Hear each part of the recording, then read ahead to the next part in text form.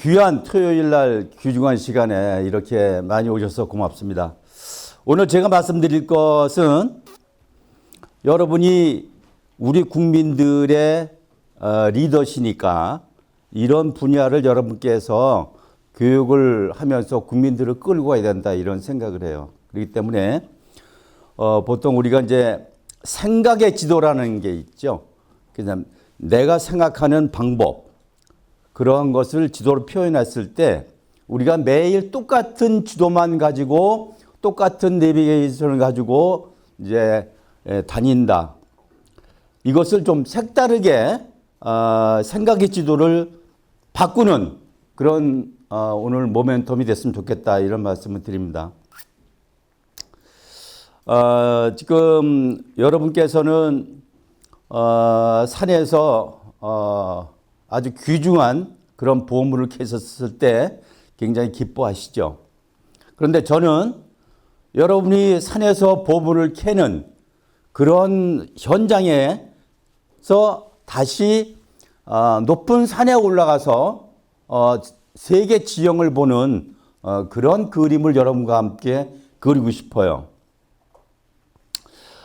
우리나라 사정이 코인, 블록체인 이러면은 보통은 다 다단계꾼이나 아니면 사기꾼들이 하는 그런 걸로 지금 일반화되어 있는 인식이 있어요. 그래서 우리나라 공무원들은 예를 들면 비트코인을 말해서도 안 되고 또 만져서도 안 되고 더군다나 자기가 보유해도 안 된다. 이런 문화가 지금 팽배해 있거든요. 그래서 우리 국민들이 불행하게도 이거에 대한 잘못된 인식을 갖다가 엄청나게 가지고 있어요. 그러나 시장은 이미 블록체인 코인 쪽으로 시장의 중심축이 옮겨졌어요. 그리고 그것이 미국 대선이 제일 클라이막스에 지금 있는 것이죠. 그래서 제가 여러분과 함께 어떻게 세상을 코인 세계가 움직여 가고 있는지 이런 거에 대한 것을 제가 준비를 했으니까 그걸 한번 보시죠.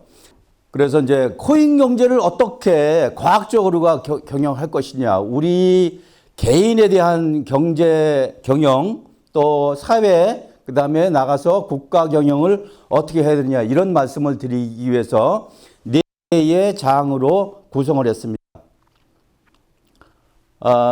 인류가 어떻게 이 재화를 나누면서 살아왔는지, 그 다음에 우리가 디지털 대항해 시대라는 새로운 시대를 맞으면서 어떻게 가야 되는지, 그리고 글로벌 돌아가는 코인 경제는 어떻고 우리나라 사정은 어떤지 이렇게 네 분야로 말씀을 드리겠습니다. 우리가 지금 6차 대멸종의 시대라고 얘기를 하죠. 그래서 사람들이 다가오는 지구촌의 그런 미래에 대해서 지금 너무 무심하고 그냥 자기의 이익만 위해서 싸우는 그런 시기이기 때문에 한번 보시죠. 그래서 이제 우리가 흔히 하는 아테네하고 스파르타 두 개 국가를 보통 이제 비교를 해서 문화가 없는 나라, 그다음에 무력만 있는 나라 이렇게 대표되는 두 나라. 그래서 결국은 아테네는 경제와 문화로 능력을 위해서 결국 승자가 됐어요. 그러나 강력한 그러한 무력에서 나라를 다스렸던 스파르타는 나중에 부패해가지고 나라가 망했죠. 자, 우리가 지금까지 인류가 경제 체계를 쭉 이제 우리가 변화시키고 발전시켰는데 지금 다 말씀드릴 수는 없고 자본주의, 초기 상업 자본주의, 그다음에 자유방임 자본주의, 그다음에 공산주의라든지, 그다음에 수종 자본주의 체제를 겪어왔고, 그다음에 시장 자본주의, 그다음에 현대 금융으로 운영되는 금융 자본주의가 있죠. 금융 자본주의 하에서 우리가 지금 운영하고 있는데 문제가 뭐냐? 오른쪽 끝에 금융시장의 안정성과 자산 거품 문제, 그다음에 실물 경제와 금융 경제의 괴리, 또 하나는 빈부격차가 확대돼 가지고 소수의 금융 엘리트들한테 너무 많은 것이 편중돼 있다. 이런 문제가 있다는 것이죠. 프랑스의 피케티 교수가 쓴 21세기 자본을 보면은 현재 인류가 처해 있는 자본주의의 문제가 무엇인가 이것이 아주 잘 나타납니다. 이 사람이 얘기하는 예가 한 가지, 미국 상위 10%가 전체 국민 소득에서 차지하는 몫이 2000년대와 2010년대에 보면은 50%로 상승했다가 앞으로 10%의 부자들이 60 내지 70%의 국가 부를 다 가져간다는 것이죠. 그만큼 지금 자본주의가 편중되어 있다. 연세대학교에 와서 이분이 강의를 하면서 한 장면이에요. 거기서도 이렇게 얘기를 했어요. 70%를 10%의 부자들이 가져가는 그런 상황이다. 그리고 거기다가 사회의 불씨를 조장하는 것이 이 공직자들의 낮은 공공 지도력, 그 다음에 신뢰도 이런 것이 하락된다. 한국의 경우에 경찰 공무원 57%, 정부가 52%, 의회가 20% 정도의 신뢰를 갖다가 얻고 있다는 거예요. 국민들한테. 너무 낮은 것이죠. 한국 인플레이션 현황 보시면은 1960년대에서 10조 원이었던 것이 2021년도에 50조 원으로 다 인플레이션이 된 거예요. 그래서 물가는 50년간 약 100%가 상승이 됐다. 이것은 여러분의 호주머니에서 나간 것입니다. 달러의 가치 변화 마찬가지예요. 자, 왼쪽에 보시면은 자, 1900년도부터 시작해가지고 2020년. 그래서 1900년도에 100달러였던 것이 2020년도에 3 내지 5달러의 가치밖에 안 남았다. 그래서 120년, 123년간의 통화의 95%의 가치가 날아갔다는 것이죠. 그만큼 우리 일반 소비자들은 모르고 지내는 거예요. 그래서 결국은 세계 인구가 70억, 80억 되는 중에서 평균 51%는 36억 명이 은행이 없다네. 은행 계좌 거래를 못한다. 아마 여러분께서는 잘 이해가 안 가실지 모르겠지만 현실이 이렇다는 거예요, 지금. 흔히 요즘을 디지털 대항해 시대 이렇게 얘기하기 때문에 우리가 이런 시대를 맞아서 어떻게 해야 되는지 한번 보죠. 자, 여기 보면은 우리가 익히 아는 그림이에요. 그죠? 고대의 실크로드는 중국에서 시작해가지고 저쪽 로마까지 열렸던 그런 시대죠. 그런데 한국은 오른쪽에 댕그머니 떨어져 있어요. 실크로드 고대 문명에서 한국은 제외됐다는 얘기죠. 그 다음에 이제 향신료, 그 다음에 이제 뭐 이런 여러 가지 이제 산업혁명이 이제 시작되는데 인도네시아의 몰루카스라는 섬이 있는데 이거를 스파이시 아일랜드라고 그래요. 우리가 이제 음식할 때 이제 이런 양념을 치는 걸 이제 스파이시라고 하잖아요.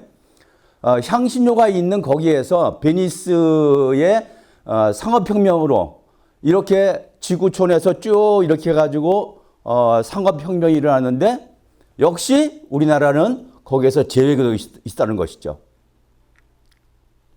산업혁명이 일어났죠. 미국과 영국, 인도에 걸쳐서 산업혁명 항로에서도 우리나라는 떨어져 있어요. 그러면 우리 민족, 우리 선조들은 이러한 세계적인 흐름에 너무나 떨어져 있다는 것이죠. 그러니까 발전이 늦어지죠. 그래서 디지털 대항해 시대 어떻게 우리가 해야 될까? 한번 들어보시죠. 디지털 대항해 시대의 경영과학을 알아봅니다. 대항해 시대란 15에서 18세기 동안 유럽인들이 항해수를 발전시켜 아메리카로 가는 항로와 아프리카를 돌아 인도와 동남아시아, 동아시아로 가는 항로를 발견하고 최초로 세계를 일주하는 등 다양한 지리상의 발견을 이룩한 시대를 말합니다. 이러한 새로운 항로를 통해 세계 여러 나라를 침략하고 약탈하며 포르투갈과 스페인 등 유럽국들이 경제권을 넓혀간 시대였습니다. 그러면 21세기 디지털 대항해 시대 경영 방향은 무엇일까요? 15세기 유럽의 신대륙 탐험으로 식민지 경제 개척과 18세기 산업혁명, 19세기 컴퓨터혁명의 교훈은 승자독식과 부의 양극화 심화 현상 등의 문제를 남겼습니다. 이제는 이를 극복하는 세계 신뢰 경제 시스템을 만드는 지혜가 필요합니다. 그래서 이제 이 시대에 한국의 시대적인 그런 운명, 한국의 시대적인 기회, 이것이 왔다는 것을 저는 강조하고 싶은 거예요. 그래서 여러분께서 이런 시대적인 그런 의무가 있기 때문에 우리가 그 기회를 적극 살려야 되는 것이죠. 그래서 이제 암호화폐, 코인, 블록체인 뭐 이런 걸 통틀어 가지고 오늘은 코인 경제라고 제가 이제 말씀을 드릴 텐데, 암호화폐를 적극 활용해야 하는 것이 우리의 어떤 과제이기 때문에 이 현장이 어떻게 돌아가고 있는지 이런 걸 한번 보겠습니다. 만약 우리가 이런 것에서 등한시한다면 하면은 이런 그림을 갖다가 우리가 생각할 수 있죠. 나도 모르게 덮쳐오는 그러한 디지털 혁명에 대한 이런 것을 우리가 빨리빨리 쫓아가야 되는데, 그렇지 않고 느긋하게 있으면 이제 이렇게 될 수도 있다. 글로벌 코인 경제 현황에 대해서 한번 알아보겠습니다. 여기에 핵심은 아까 시간에도 말씀드렸지만은 코인 경제에 대한 것이 미국이 주축이고 미국에서 어떻게 돌아가고 있는지 이런 것을 우리가 파악을 해야 됩니다. 그래야 우리가 뒤떨어지지 않는다는 것이죠. 그래서 이제 각국의 규제가 CEX 중앙화 거래소죠. Centralized Exchange 이래가지고 중앙화 거래에서 덱스로다가 이제 옮겨가는 그런 추세다. 그리고 기술 발전에 있어서는 스마트 계약, 스마트 컨트랙트라는 그런 것이 지금 중요하게 되고 있다. 그 다음에 이제 암호화폐에서 중요한 것이 탈중앙화 금융. 이걸 우리가 DeFi라고 얘기하는데 Decentralized Finance에 대한 약자죠. 그렇게 해서 지금 여러분께서는 Centralized Finance를 하고 계신 거예요. 주식이라든지 은행이라든지 현재 시스템은 DeFi가 아니고 Centralized Finance가 되는 것이죠. 그 다음에 스테이블 코인이라는 것이 앞으로 중요하게 됩니다. 스테이블 코인은 뭐 USD라든지 USD라든지 테더라든지 그런 것들이 이제 예로 있는데, 그 다음에 미국의 속사정을 우리가 이제 알아야 돼요. 미국의 정치와 금융의 내부 구조가 어떻게 되어 있는지 우리 일반인들은 잘 몰라요. 그래서 그 실상을 제가 여기 설명을 해 드리겠습니다. 세계적 거학의 집단인 딥스테이트. 발전 역사는 1500년경 스페인 국교 가톨릭에서 개종하지 않는 유태인들을 추방하여 네덜란드로 이주한 유태인들이 동인도 회사를 중심으로 금융화폐와 주식회사를 시작하여 금융을 장악하기 시작했다. 현대 금융자본주의의 금융제도. 창시 집단이다. 현대 미국의 금융과 정치를 주도하는 세계 최대의 조직이며 유태계의 중심 세력이다. 연방준비제도는 미국의 중앙은행 차원의 역할을 하지만 국가기관이 아닌 민간은행으로 미국의 통화 정책을 결정하고 금융 시스템의 안정성을 유지하는 역할을 한다. 연방준비제도의 결정은 경제 전반에 큰 영향을 미친다. JP모건 체이스, 뱅크 오브 아메리카, 골드만삭스와 같은 대형 은행들로 구성되어 있으며 금융시장에서 중요한 역할을 하며 정치적 로비에도 적극적으로 참여한다. 세계 여러 나라의 금융과 정치 활동에도 적극 참여하는 것으로 알려지고 있다.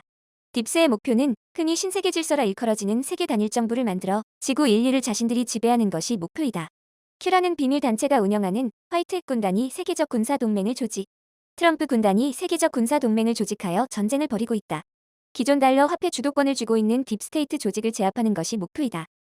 지금 이제 소위 달러를 중심으로 한 이자 놀이를 하는 것이 금융의 핵심이거든요. 그래서 그것을 현대의 금융 시스템이 어떻게 되어 있는지 하는 것을 위해 이제 역사를 만들어내는 거예요. 그래서 1500년경에 스페인에서 쫓겨났던 유태계 사람들이 네덜란드로 이사를 가죠. 거기서 쫓겨나가지고 이제 그 불모지에 가서 이제 새로 이 사람들이 개척을 하죠. 그때는 성경에 있는 대로 돈놀이를 하고 이자를 받는 것은 우리말로 하면 상놈들이나 하는 것이다.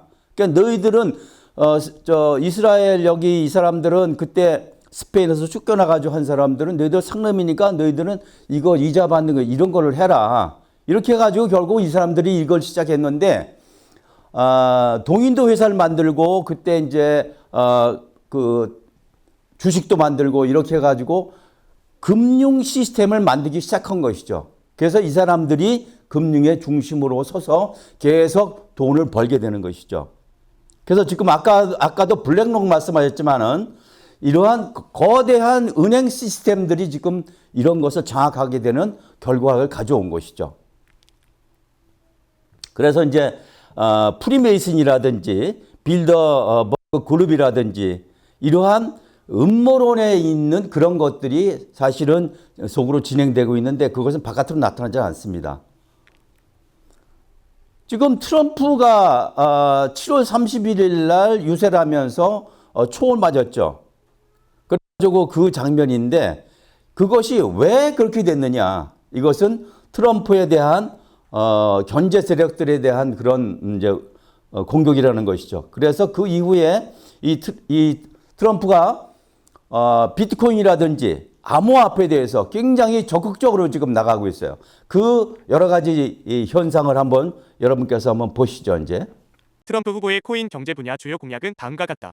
미국 정부의 비트코인 매도 금지와 미국을 비트코인 채굴 중심지로 만들겠다. 달러 기반 스테이블 코인을 확장 지원하겠다. 여기에는 대표적으로 테더 유스트와 USD 코인인 USC 등이 있는데 시장의 유동성 지표로 활용될 만큼 가상자산 시장 안에서 대표적으로 활용되는 가상자산이다. 최근 일본이나 중국 등이 미국채 보유량을 줄이는 가운데 스테이블코인 발행사가 미국채의 새로운 수요처가 될 수 있다. 트럼프 후보는 스테이블코인 시장의 확대를 통해 달러에 대한 지배력을 강화할 것으로 분석된다. 중앙은행 디지털화폐 CBDC 출시를 금지하겠다. 바이든 대통령이 호의적인 반응을 내놓은 CBDC에 대해서는 부정적인 견해이다. 연준이 개인의 자금 사용처를 면밀히 파악할 수 있게 된다는 지적을 하기도 한다. 앞서 그 강사께서 말씀하셨지만 앞으로 스테이블 코인이라든지 이런 것이 이제 새로운 어떤 자금을 확보하는 그런 쪽으로 될 수 있다. 그리고 이제 CBDC에 대해서는 이제 출시를 금지하겠다고 얘기를 했는데 우리나라도 지금 한국은행에서 CBDC 다 준비를 하고 있죠, 이제. 그렇게 해가지고 하는데 이것은 앞으로 어떻게 될지 이것은 상당히 변수가 많은 상황이에요. 그러니까 CBDC는 앞으로 우리가 한번 봐야 되죠. 자, 그러면 지금 이제 트럼프 후보가 어떻게 코인과 연관돼 가지고 선거를 치르고 있는지 한번 보시죠. 트럼프 전 대통령 가상자산으로만 후원금 400만 달러 모금. 도널드 트럼프 전 미국 대통령이 지금까지 400만 달러 이상의 후원금을 가상자산으로 받았다고 뉴스1이 보도했다. CNBC를 인용한 보도에 따르면 트럼프 전 미국 대통령이 비트코인, 이더리움 등 각종 가상자산으로 400만 달러 이상의 대선 후원금을 받았다. 앞서 트럼프는 이번 대선 후원금을 가상자산으로 받겠다고 선언한 바 있다. 폭스 비즈니스 기자 엘리노어 테레시 X를 통해 리플 최고법률 책임자 스튜어트 알데로티가 트럼프 전 미국 대통령에게 30만 달러 상당의 XRP를 기부했다고 전하기도 했다. 맨 밑에 있는 여기에 XRP 30만 달러라고 얘기했는데 해리스 후보한테도 XRP에서 엄청난 XRP를 기증을 했어요. 자, 해리스는 지금 어떻게 하고 있는지 한번 보시죠. 카멀라 해리스가 대통령이 되면 암호화폐 경제 장려 1. 카멀라 해리스가 대통령이 되면 암호화폐 경제에 대한 정책은 다소 모호할 수 있습니다. 해리스는 암호화폐 산업의 성장을 촉진하는 정책을 지지하겠다는 입장을 밝히며 신기술과 산업들이 성장할 수 있도록 지원할 것이라고 언급했습니다. 그러나 바이든 행정부의 엄격한 암호화폐 규제를 유지할 가능성도 있으며 규제와 안전장치를 강화하는 데 관심을 가질 것으로 보입니다. 이러한 접근은 암호화폐 산업의 안정성과 신뢰성을 높이려는 방향으로 나아갈 수 있습니다. 3. 해리스는 암호화폐와 같은 신흥 기술을 장려하면서도 소비자와 투자자를 보호할 것을 강조했습니다. 4. 또한 암호화폐를 통해 금융 접근성을 확대하고 소외된 계층을 지원하는 기회를 창출할 것으로 보입니다. 결국은 지금 암호화폐 쪽으로만 봤을 때 지지율이 지금 54대 45로 10월 10일 날 기사가 난 것입니다. 그 내용 한번 들어보시죠. 이번 대선에서 비트코인과 크립토에 대해 우호적인 후보들이 긍정적인 반응을 얻고 있다는 점도 주목할 만하다. 이는 블록체인 기술과 암호화폐 산업이 경제적 혁신과 디지털 금융의 미래로 떠오르면서 해당 분야에 대한 정책적 지지 여부가 대선에 중요한 영향을 미치고 있기 때문이다. 정치적 양극화와 경제, 외교 문제 외에도 암호화폐에 대한 정책이 이번 대선에서 새로운 쟁점으로 떠오르며 두 후보 간의 치열한 경쟁이 이어질 것으로 예상된다. 지금 미국의 경우에 이렇게 돌아가고 있는데 여러분께서 지난 우리나라 대통령 선거 때 암호화폐 코인에 대해서 어떻게 후보들이 발표했는지 혹시 기억이 나시는지 모르겠어요.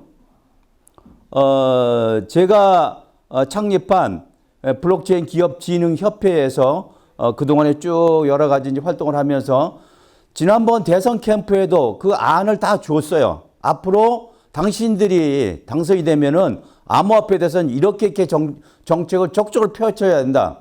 그래가지고 양쪽 캠프에서 다 발표를 했어요. 암호화폐에 대해서 적극적으로 하겠다고. 그런데 실제 끝나고 나서는 별로 그것이 이제 진행되지 않았죠, 이제. 물론 이제 행정부에서 여러 가지 행정 절차가 있기 때문에 느리긴 하겠지만 하여간 그러한 우리 경험이 있죠. 그 다음에 이제 일론 머스크가 트럼프 캠프에 적극적으로 지시하고 선거 유세에도 나가서 도와주고 있죠.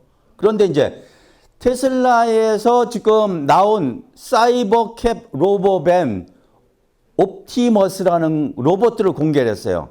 이 공개한 로봇들을 이 일론 머스크는 어떻게 하려고 하느냐 하면은 여기 보면은 한화로 약 2천만 원 내지 4천만 원 정도 되는데 이것을 앞으로는 비트코인, 이더리움, 도지코인으로 결제를 하겠다. 이렇게 얘기를 하는 것이죠. 우리나라로 얘기하면은 우리나라 현대자동차라든지 뭐 삼성의 가전이라든지 이런 것을 코인으로 결제하겠다. 미국에서 이제 그렇게 하고 있다는 그것을 이제 말씀드리는 거고요. 자, 넘어가죠. 그 다음에 이제 선거와 그 관련된 몇 가지 소식을 제가 조금 더 준비를 했습니다. 해리스, 트럼프 모두 추가 감세 추진. 비트코인 수요 늘어날 것. 암호화폐 거래소 코빗이 미 대선 이후 장기적으로 달러가 약세를 보이면서 상대적으로 비트코인의 수요가 증가할 것이라는 전망을 내놨다고 뉴스일이 보도했다. 해리스 가상자산 정책, 바이든보다 우호적이나 트럼프보단 뒤처져.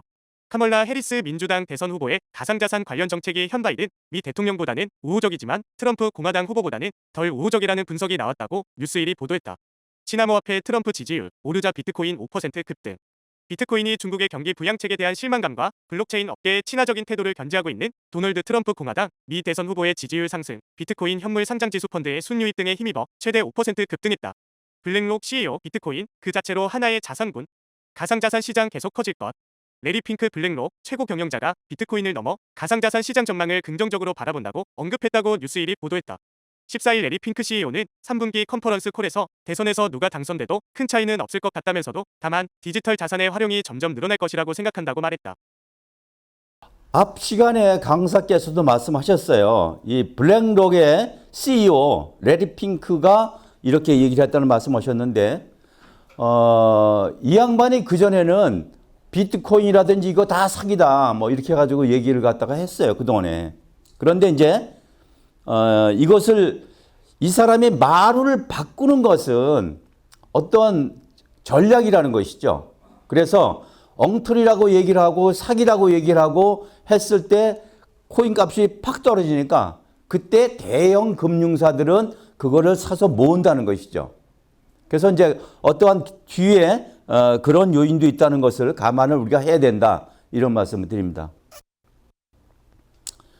자, 제가 트럼프의 암호화폐 이게 프로젝트를 갖다가 여기 이제 소개하는 거예요. WLF, World Liberty Financial. 결국은 이 후보가 지금 자기가 이런 상품까지 만들어서 하고 있다는 그런 것을 보면은 이것이 우리나라에서 언론에서 얘기하고 공무원들이 얘기하는 것처럼 다단계꾼이나 사기꾼들이 하는 것이 코인이 아니라는 것을 우리가 알아야 된다는 것을 저는 강조를 하고 싶은 겁니다.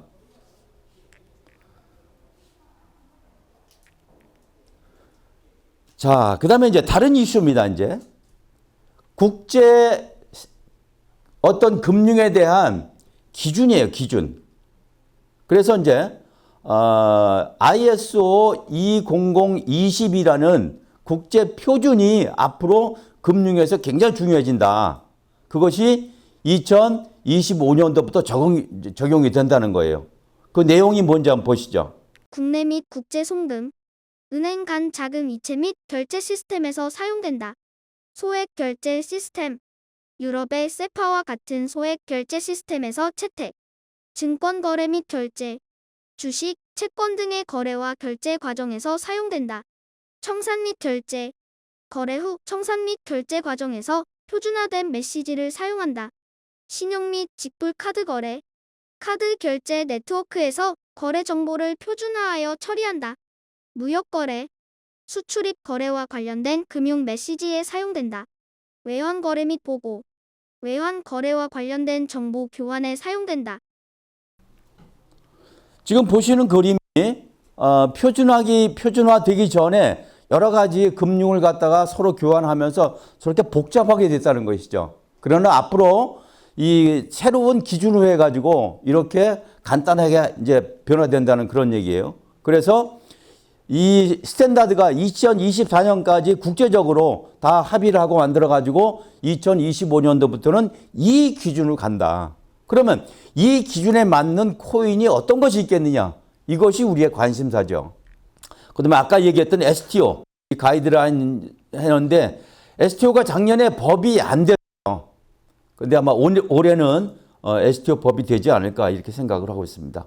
그리고 앞으로 가상자산은 당분간은 세금을 안 내지만 한 2년이나 2025년도, 2026년도 정도에 이제 세금을 내게 되죠.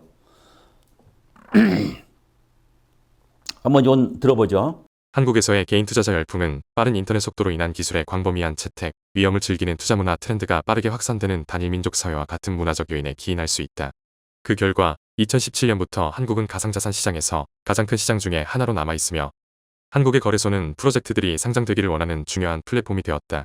현재도 업비트는 글로벌 평균 거래량 기준으로 항상 상위 5거래소에 포함되며 종종 바이낸스 다음으로 2위를 차지한다. 이는 한국 거래소가 바이낸스, 코인베이스와 같은 글로벌 거래소와 달리 사용자가 한국 거주자로 제한된다는 점을 고려할 때 특히 놀라운 일이다. 최근 한국의 가상자산 거래량은 코스닥 및 코스피의 거래량을 넘어섰다. 이러한 거래량 급증은 가상자산이 국가의 금융 환경에 큰 비중을 이미 차지하고 있음을 보여준다. 이러한 엄청난 가상자산 관심은 김치 프리미엄과 상장 펌핑과 같은 흥미로운 시장 현상을 초래했다. 것으로 제가 표시해 놨어요. 최근 한국의 가상자산 거래량이 코스닥 및 코스피의 거래량을 넘어섰다. 시장의 크기와 축이 이동이 되고 있다는 것을 우리는 알아야 됩니다. 자, 우리가 글로벌 차원에서 보면은 원하는 한국의 우리 화폐, 원하는 전 세계 법정 화폐 거래량에서 꾸준히 상위 2위 안에 들고 있다. 노란 거예요. 위에 노란 것이 우리 원화죠. 그만큼 우리 원화로 거래되는 그런 것이 많다는 거예요. 그 다음에 우리가 이제 세계적으로 여러 가지 아까 말씀드린 바이낸스 거래소가 있지만 우리나라에는 업비트하고 빗썸이 있어요. 두 개가. 그래서 얘네들이 그래도 충분히 지금 잘 싸워주고 있다.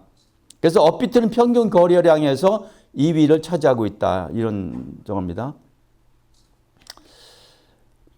자, 제가 여러분과 함께 우리 국민들이 어떻게 어느 방향으로 가야 될까 하는 것을 결론서만 말씀드리겠습니다. 이제 급변하는 차세대 인터넷 세상은 코인 경제 기반으로 모든 사람이 알아야 살아남을 수 있는 혼돈의 블록체인 신뢰 시대가 온다. 그 분수령은 미국 대선이 끝나면서 급속하게 진행될 것으로 예상된다. 그러나 정작 세계 6위의 리더 국가 한국은 코인 경제에 대한 트라우마로 고슴도치가 되어 침묵하고 있다. 한국 공직자들은 비트코인을 보유하지도 말고 언급하지도 말며 쳐다보지도 말라는 문화로 물들어 있다. 이 이유는 국가 과학 경영을 모르는 무식한 경제, 정치 지도층에 있다. 이런 공직사회의 경직성 때문에 이대로 간다면 우리나라는 미래 코인 금융시대의 이점을 상실하는 후진성을 면치 못하게 될 것이다. 지금 공부하고 실습하지 않으면 살아남을 수 없는 시대가 오기 때문에 코인 경제 계몽운동을 펼쳐야 한다.